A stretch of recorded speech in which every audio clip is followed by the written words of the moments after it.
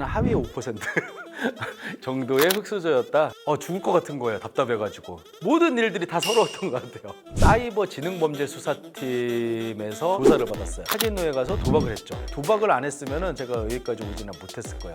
돈이 하나도 없어도 경제적자유가 가능해요라고 말씀을 드려요. 매수한 금액을 다 더했더니 300억 원 정도 되더라고요. 하위 5%에서 상위 5%로 올라온 거죠. 저는 경제적 자유를 찾아서라는 필명으로 글도 쓰고 달러 투자도 하고 4명의 아이를 키우며 잘 살고 있는 박상현이라고 합니다. 하위 5%에서 상위 5%로 올라온 거죠. 저는 그때는 하위 5% 정도의 흑수저였다. 그래서 이제 서울에 갑자기 올라오게 돼서 직장을 이제 다니게 됐는데 먹고 살아야 될 때가 있어야 되잖아요. 근데 돈은 없고 그래서 맨 처음에 고시원에 들어갔는데 죽을 것 같은 거예요. 답답해가지고 소리도 못 내겠고 너무 답답한 거예요. 한 일주일 정도 있다 그냥 나와버렸어요.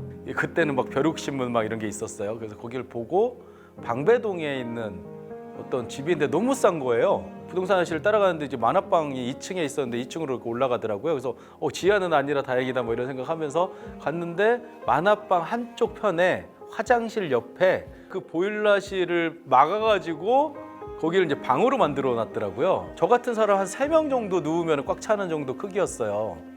한 달 정도 그렇게 살았나? 갑자기 아저씨들이 오더니 막 공사를 하기 시작하는 거예요. 그 만화방이 고시원이 됐어요.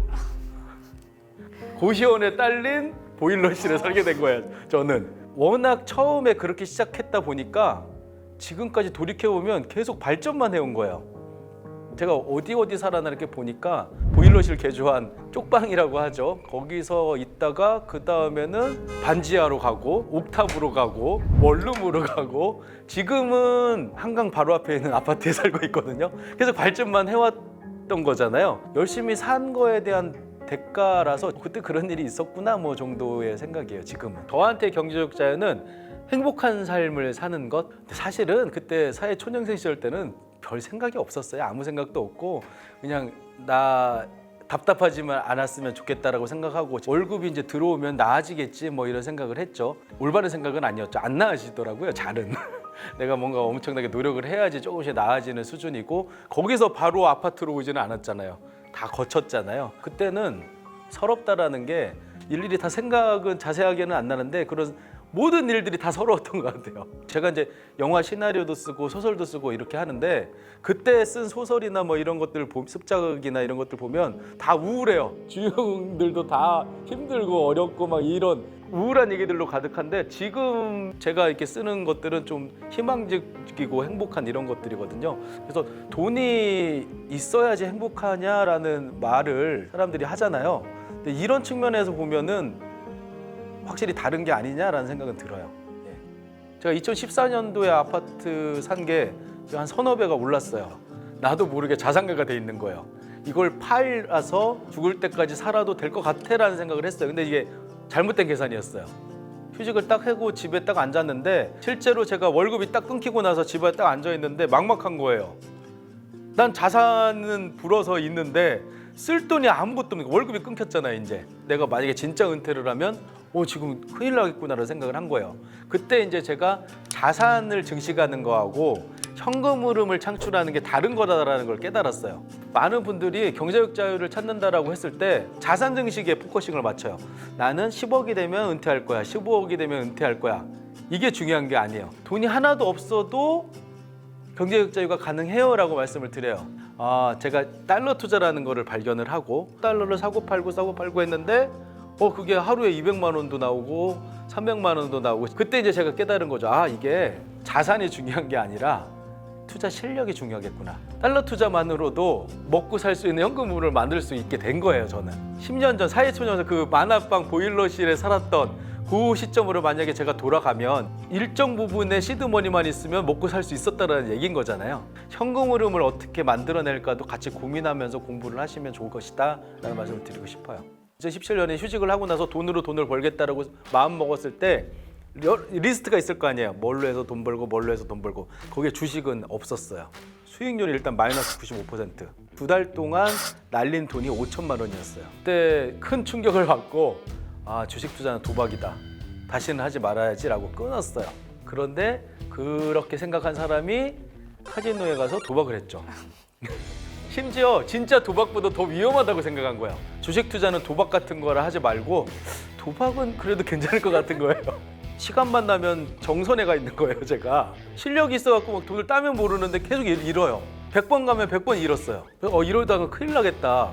그래서 제가 도서관에 가가지고 그 게임 전략 그리고 베팅 시스템 이런 책들을 봐요. 그래서 제가 어떤 전략을 세워서 강원랜드로 향하죠.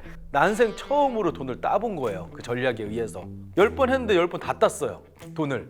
말도 안 되는 거잖아요. 제가 그때 생각한 게 운의 영역에 있다라고 생각한 도박조차도 공부를 하고 연구를 해가지고 전략을 세우니까 돈이 따지네? 그렇다면 내가 도박으로 생각했던 주식도 공부를 하면 되지 않나? 라는 생각을 하고 한 1년 정도 도서관에 출퇴근했어요, 거의. 그리고 나서 달러 투자도 하고 주식 투자도 했는데 이제는 이제 사람이 달라졌죠. 도박을 안 했으면 제가 여기까지 오지는 못했을 거예요. 도박 하라는 건 아니에요. 도박을 하면서 깨달았다라는 거지. 그래서 도박의 경험이 어떻게 지금 투자에 영향을 주게 되는 거예요? 저는 이제 세븐 스플릿이라는 이름을 지은 그 분할 매수 분할 매도법으로 이제 투자를 하는데 세븐 스플릿 전략은 블랙잭이라는 게임을 제가 카지노에서 했는데 거기에 스플릿이라는 기법이 있어요, 실제로. 투자도 그 방식대로 하면 되겠구나라고 해서 그 말도 거기서 따오고 시스템이 샀다 팔았다를 하잖아요. 매수한 금액을 다 더했더니 300억 원 정도 되더라고요. 300억 원이 물론 있어서 투자한 게 아니라 실제 자금 한 1억 원 정도였던 것 같아요. 1억 원을 사서 팔았어요. 이렇게 300번을 하면 300억 원이 되는 거잖아요. 그러다 보니까 이제 금액이 커져서 일단 외부에서 보면 300억을 샀잖아요, 저 사람이. 그래서 제가 그때 FIU라고 해가지고 보이스피싱이나 이상한 금융 자금 세탁 이런 것들을 감시하는 기구가 있어요. 경찰에 고발을 해가지고 사이버 지능범죄수사팀에서 연락이 와서 조사를 받았어요. 잘못한 건 없잖아요. 사서 이렇게 팔았어요.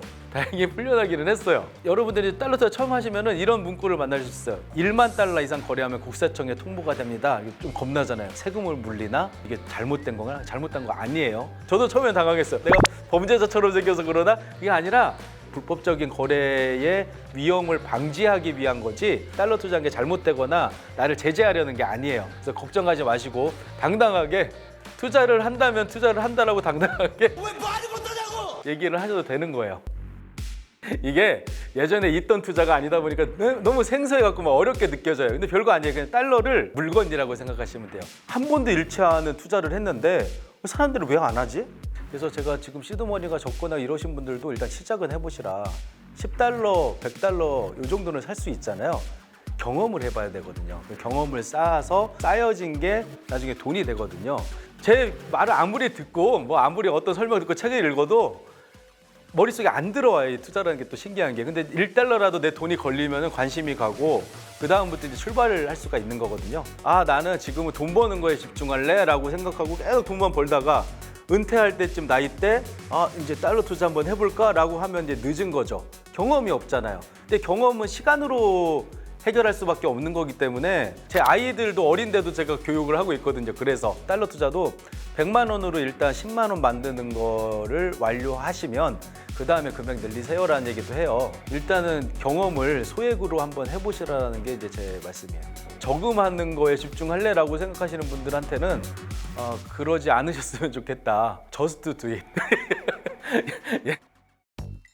제가 단 한 번도 단 1원도 잃어본 적이 없어요. 달러 투자는 정부에서 도와주는 투자다. 환율이 오르던 떨어지던 마음이 편해요. 그래서 항상 괜찮은 증권사를 2군데 정도를 추천을 드릴 수가 있는 게